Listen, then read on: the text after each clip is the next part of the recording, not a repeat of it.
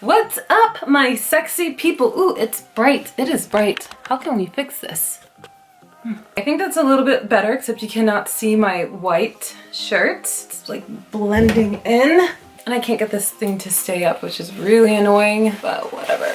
Come on, boobs, work with me. Okay, take two. Oh, day, Nwando. My name is Nwando if you're brand new to my channel. I am an American girl who fell in love with the Balkans, and I moved to Belgrade, Serbia, and I just love the Balkans so much. And in this video, I am doing a Q&A. That's right, I have not done a Q&A since I was living in the United States of America last year. So, you know what I did?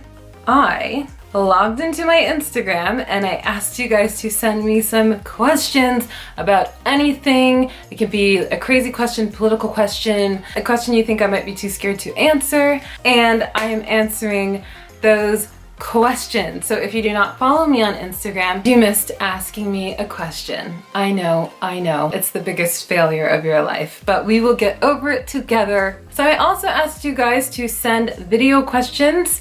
Only 2 of you guys did it. So I'm going to reward the video people and start answering those questions first. So let's start. Okay, so ne boj se. Koje psovke znaš na srpskom? Koje psovke znaš na srpskom? Koje psovke znaš na srpskom? Koje psovke znaš na srpskom? Koje psovke znaš na srpskom?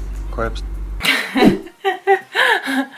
Okay, so ne boj se was speaking really fast, so he was nice enough to write his question as well. And I understood that he was saying koje psovke znaš na srpskom. So what curse words do I know in Serbian? So I now know mrš, odjebi. I always knew jebi se, jebiga, jebote. Do I know anything else? I don't know. Oh, what is it? Pička materina. Isn't that one? Haven't had to use them very frequently. Okay, next question. So we have this little cutie, Koi1. I hope I'm saying that correctly. Hello, my internet friend. I'll be in Belgrade, January 14th to 22nd, and I'd love to hang if you will be in the area. Let me know. For whatever reason, when I recorded that, it was very echoey, but she said, Zdravo, my internet friend. She's going to be in Belgrade in January, and Koi1, yes, we can meet, so I'm gonna message you when I'm done with this video. And I'm so excited for you to come to Serbia. Is it your first time? Let me know. Anyway, we'll talk about it. I actually received a lot of messages from guys saying, hey, can we meet for coffee and stuff like that, and no offense, but I really prefer not to meet men. Nothing personal. I just think it's a very unnatural way of meeting a man, and it's nothing personal. So let's check out the next question. Yudo Boy asks, would you go out with a random guy? In order to go out with a guy, he has to be random, right? I mean, that's what meeting new people is all about. You meet random new people. So yes, I would go out with a random guy. So next question comes to us from Dejan Zimbo. He asks, hey there, I'm sure your inbox must be flooded. Actually, no. No. Flooded with messages, but just wanted to know what you recommend for a half American, half Serb to see and do on holiday in Serbia. Golubac, Belgrade, duh. Novi Sad, I guess. That sounds really bitchy, but it's nothing compared to Belgrade.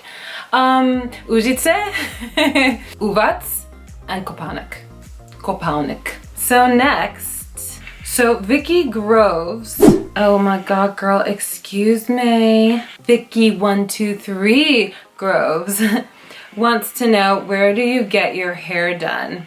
I got quite a few questions about where I get my hair done, and I have to say, I'm quite shocked because everyone who asked me this question was white. It's like, what do you need to know about my hair? Maybe you're just curious, but first of all, I think it's quite obvious to anyone who watches my channel that I am not a beauty guru person. I've seen people make comments about me not being good at makeup and me not having great hair and blah blah blah, and I honestly don't care because I don't need to be the best at doing makeup. I don't need to have in the best, you know, Kim Kardashian waves. Like, I don't know how to do that shit, and I really don't care. If people are really curious, maybe because I'm black and I live in a country where there's not a lot of black people, Basically, there's websites like AliExpress and some other websites where you can just order black girl hair products online and ship them to you, and you can deal with your hair yourself. And that's how I deal with my hair. I deal with it myself. I got some a nice long new weave. Okay, next question. Mijovanovic or Mijovanovic. I'm just gonna say Jovanovic. Are you listening to Dubioza Collective? I have no idea what Dubioza Collective is. I'm sorry. Forgive me. Let's find out what Dubioza Collective is.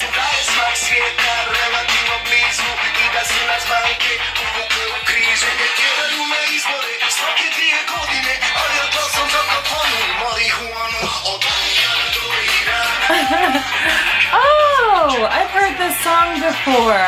I have heard that song before, so maybe I've heard a lot of their other songs. I'm not currently listening to them, no. I've been listening to Little Mix. That's all I've been listening to. So, but yeah, I'll check this out. Thank you for the shout.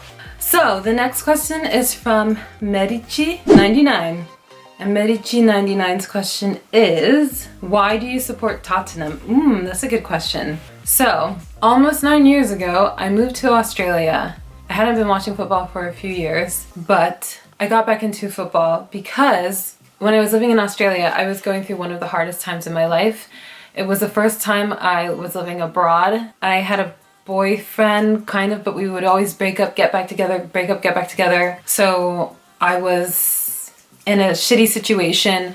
Also, I had a lot of difficulty like keeping a job, so I was constantly poor while I was in Australia. I wasn't like traveling to Thailand on the weekends or Bali. Like, I was straight up poor in Australia.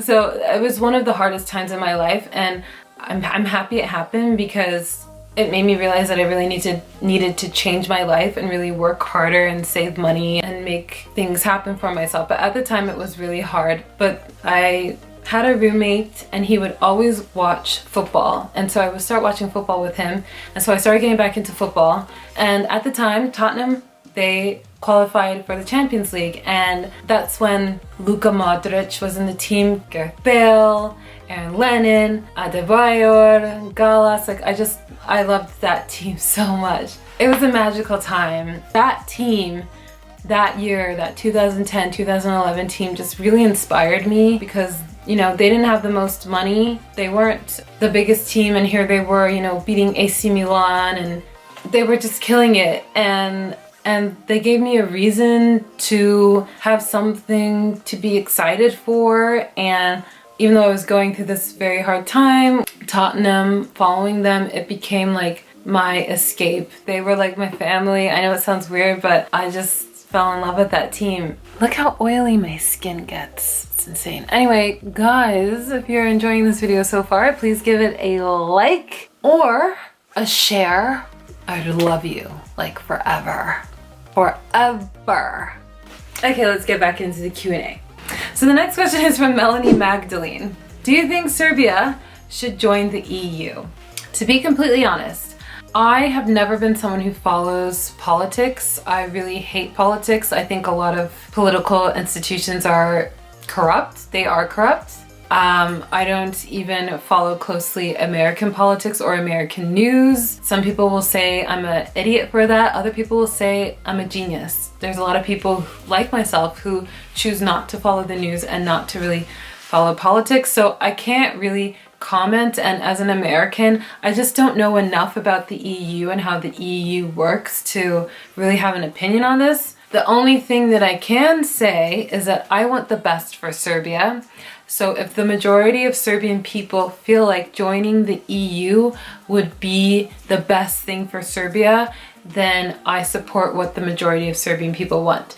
If the majority of Serbian people feel like joining the EU would not be the best thing for what's best for Serbia, then I would follow suit with that. So that's my opinion on the matter. But to be honest, having lived my entire life in America and resenting the American political system, American government, you know, I've never even like really learned much about European politics and the European system and the EU. So I I'm really not one to comment. I've got a lot to learn. Next is from Milb0. Do you find that veganism is becoming popular in Serbia? No. No. There's a vegan restaurant I know about. There's also like a vegan in Belgrade Facebook group, but it doesn't have a lot of people in the group. So I don't think it's becoming popular, but I think people all around the world are becoming more aware of other eating options. Next question. So Breathing for Art asks, what are your favorite Serbian snacks, drinks, and clubs? Thank you for the question. My favorite snack? I don't know that I have a favorite snack. I don't really snack. I'm not a snacker. But my favorite Serbian drink would definitely be rakija. I know that's a Balkan drink. Whatever, you know what I mean? Serbian, Balkan, blah, blah, blah. Get over it. Vinjak. I think you guys know I like my vinjak. Kajmak is not a drink, but when it's like a young kajmak, oh, do I love drinking that kajmak oil. My favorite club. Oh, that's a good question. One would be Gvozdara in Savamala. Another one is Mladost in Savamala. I really like the restaurant slash bar called Rob Roy. There's something going on there every night, lots of live music. Another favorite bar that I love, if you come to Belgrade, you'll probably see me there, is called 3 Carrots Pub. It's off of Kneza Milosha. So next question is TX Bergese. Probably said that wrong. Are you Italian? Are you a dinosaur?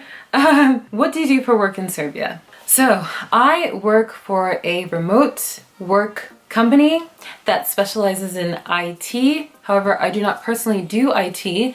I do different things like accounting, a little bit of like recruitment and marketing and a bunch of different things. And then also at the moment I have some online side hustles like blogging, YouTubing. So next we have a question from Yasmina.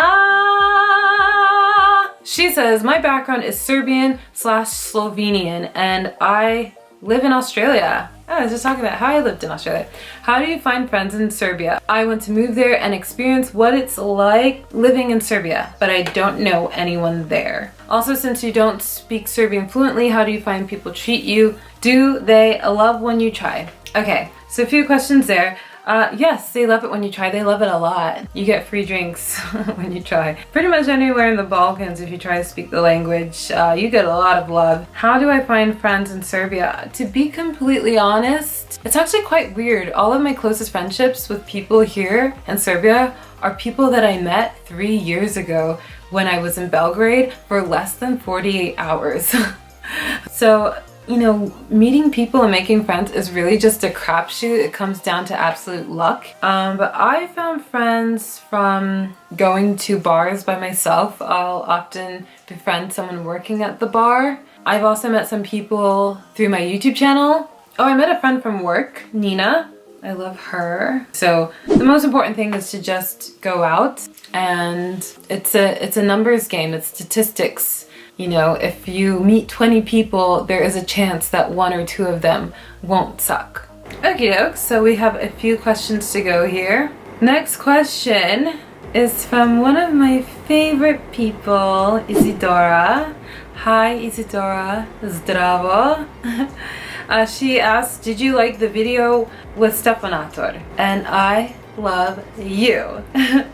Yes, I loved the video with Stefanator. I feel like it was very funny.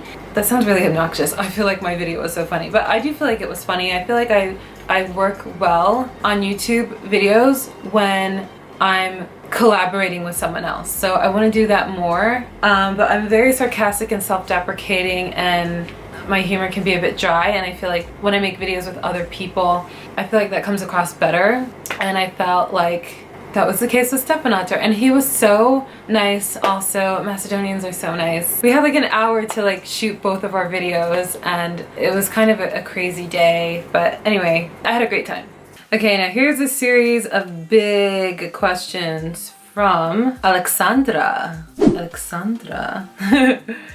Alexandra asks, what do you think about the whole Kosovo thing? What is your most embarrassing moment in Serbia and USA? And what do you think about Donald Trump? I love you. I love you! Živeli with orange juice, which of course has some other stuff in it. of course. Okay, let's start with Donald Trump. We're gonna go easy to hardest. Donald Trump, I really liked him when he was on The Apprentice. There are things about him that I like. There are things about him that I hate. But I don't know. I mean, I feel like a lot of people really, really hate Donald Trump. I don't hate Trump or any president as much as I hate the institution of elections in America. So I feel like no matter who's president, there's always still war crimes going on and international abuses and human rights violations that have happened in Serbia under a democratic president. So I don't spend a lot of time, as other Americans do maybe, hating one president as much as I spend kind of resenting the American political institution. Next question was, what's the most embarrassing moment in Serbia? I don't know. Probably my most embarrassing moment was there's this really famous Serbian guy, and I was following him on Instagram before I even moved here. I just thought he was the most beautiful man in Serbia, and he has a lot of like female fans. And one night I met him. He like followed me to the bathroom and he like asked me out and got my number. And he was like, "Hi, my name is," I'm not gonna say his name, but he's like, "Hi, my name is blah, blah, blah." And I was just like trying so hard to pretend that I didn't know who he was, but I knew who he was. And it was just like, so I guess, I don't know if it's embarrassing as much as it was just like awkward because I knew who he was. And I was like trying to pretend like, "Oh, what do you do? What's your name?" And I like knew who he was, but it was just, I don't know, it was maybe more awkward than it was embarrassing. And then there was the Kosovo question. I'm gonna put my phone down for this one. So obviously I'm a foreigner. I still consider myself a traveler. I have so much traveling and learning about the Balkans to do, and all of the ethnic groups and history and everything. So I just feel like I don't really have the authority or the perspective as a historian to really comment on the situation. I'm not from Serbia, nor am I like a Kosovar Albanian, so I don't feel like I have the familial and personal history to comment on the situation, the Kosovo thing. But what I do want to comment on, probably the thing that frustrates me most about the Kosovo thing is the one perspective that I can comment on, and that is the perspective of the traveler. I feel like, you know, there's a lot of people traveling to the Balkans right now. Like, I can say for myself, when I first traveled to Kosovo in 2015, and to be completely honest, I felt like all of like the travel blogs I read and like professional travel websites, they always talk about Kosovo as this new country that gained its independence. And I just feel like there's not enough travel media that talks about Kosovo as this part of Serbia where Serbian people are deeply hurt and feel that they've lost a very, very important piece of themselves. And that's the thing about Kosovo that frustrates me the most, that so many people are traveling to the Balkans. Like, the Balkans is the hottest place to travel right now. It's trending to travel to the Balkans right now. And I feel like the majority of like the travel media, stories, articles, and blog posts out there, it's like they're so insensitive to telling the other side of the story, which is the Serbian story, which is that Kosovo has belonged to Serbia, and all of these horrible outside forces like United States, like NATO, they've committed horrible war crimes, horrible human rights violations, illegally bombed Serbia in regards to Kosovo, and it's just brushed under the rug. It's really sad and it's really frustrating. You know, I'm not even trying to be biased. I'm just trying to be fair, and it's not fair that both stories aren't told in travel media. I said it. I feel like I can't say anything right, and I'm scared of the comments. Okay, so that is going to end this video. I hope you guys liked it. Let me know if you want me to make more videos like these. I like making videos like these. I feel like you guys get to know me more, and I get to know you guys more by the questions that you ask me. So this was fun. Please like this video. If you liked it, please subscribe to my channel for weekly videos about living and traveling and culture within the Balkans. Please share this video if you want someone else to see it. And hit the notification bell. I always forget that. Hit the notification bell. So I'll see you guys in the next video. And ciao ciao for now. That was weird. Let me do that again. Ciao ciao for now.